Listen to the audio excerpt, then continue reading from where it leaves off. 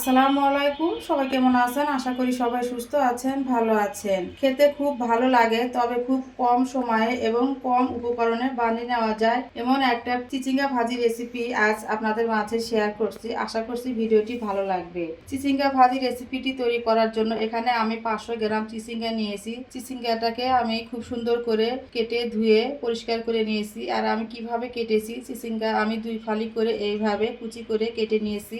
একদম পাতলাও না, একদম মোটাও না, এতে করে খুব সুন্দরভাবে চিচিঙ্গাগুলো তাড়াতাড়ি সিদ্ধ হয়ে যাবে। চুলায় প্যানে পরিমাণ মতো তেল দিয়েছি, তেলটা গরম হয়েছে। এখন দিয়ে দিলাম 1/2 চামচ পরিমাণ জিরে আর 2টা শুকনো মরিচ। এখন তেলের মধ্যে কিছুক্ষণ ভেজে নেব।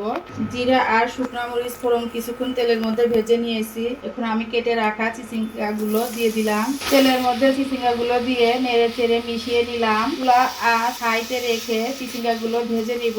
চুলা আর যদি মিডিয়ামে রেখে ভাজি তাহলে কিন্তু চিচিঙ্গা থেকে পানি বের হবে, তাই অবশ্যই চুলার আঁচ বাড়িয়ে দিয়ে চিচিঙ্গাগুলো ভেজে নিতে হবে। চিচিঙ্গাটা আমি কিছুক্ষণ ভেজে নিয়েছি। দেখুন অনেকটাই কিন্তু পরিমাণ পানি বের হয়েছে।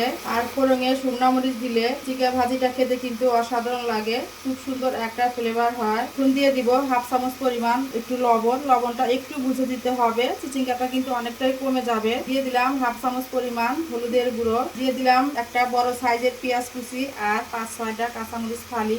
খুব সুন্দর করে নেড়ে চেড়ে মিশিয়ে নিতে হবে। খুব সুন্দর করে নেড়ে চেড়ে মিশিয়ে নিয়েছি। এখন ঢাকনা দিয়ে মিডিয়াম আঁচে 2 মিনিটের মতো ঢেকে রান্না করে নিব। ঢাকনা দিয়ে 2-3 মিনিট আমি ঢেকে রেখে দিয়েছিলাম।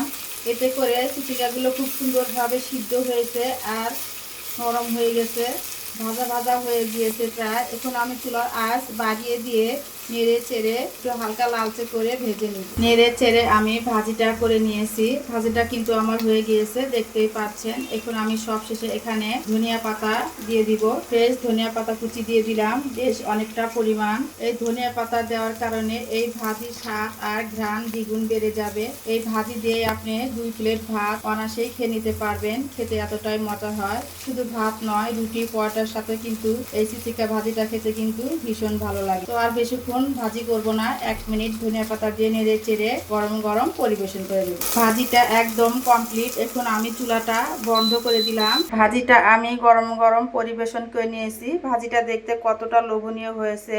এভাবে অবশ্যই একবার চিচিঙ্গা ভাজি করে খেয়ে দেখবেন, খেতে কিন্তু দারুণ লাগে। গরম ভাত বা রুটি পরোটার সাথে সবকিছুর সাথে খেতে অসাধারণ লাগে। তো বন্ধুরা, এই ছিল আমার আজকের ভিডিওটি ভালো লাগলে লাইক কমেন্ট শেয়ার করবেন আর আমার চ্যানেলটি সাবস্ক্রাইব করে আমার পাশেই থাকবেন। আজ এই পর্যন্ত।